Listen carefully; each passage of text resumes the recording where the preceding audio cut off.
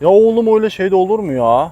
Kirli Türk tilidagi o'zinglarning o'rtog'inglarga qizim yoki o'g'lim degan so'zni nimaga keltirishini ko'rib ketamiz. Bu narsa insonni o'ziga yaqin olgan holatda bu kakta ko'chadagi slang, ya'ni ibora hisoblanadi.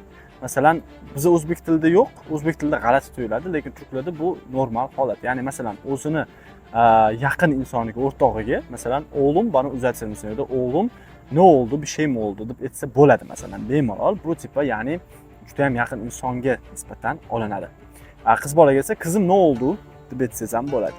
Va undan tashqari bizda yana bir holatimiz bor, ya'ni o'zimizdan kichkina, masalan, singlimga abijim deyman, ukamga ham abijim deyishim mumkin. Bu ya'ni nima bildiradi? Ukajonim degan narsani beradi bu, yoki singiljonim degan narsani beradi. Otalar ham, onalar ham farzandiga babajim yoki annejim deb aytishadi. Bu ham xuddi shunaqa bolajonim degan narsani beradi. Ya'ni cho'jug'im desa ham bo'ladi.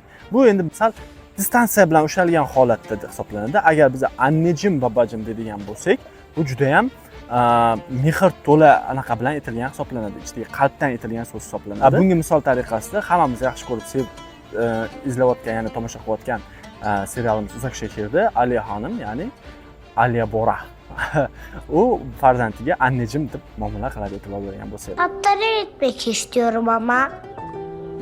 Ama anneciğim muzlu ve çilekli pasta yapayım. Bu juda chuqur o'ylash kerak emas. Bu shunchaki turklarning o'zidagi qalbdan iskirini aytayotgan bolajonim degan narsani berishi. Video foydali bo'lgan bo'lsa arkadaşlar, nima qilishni bilasizlar.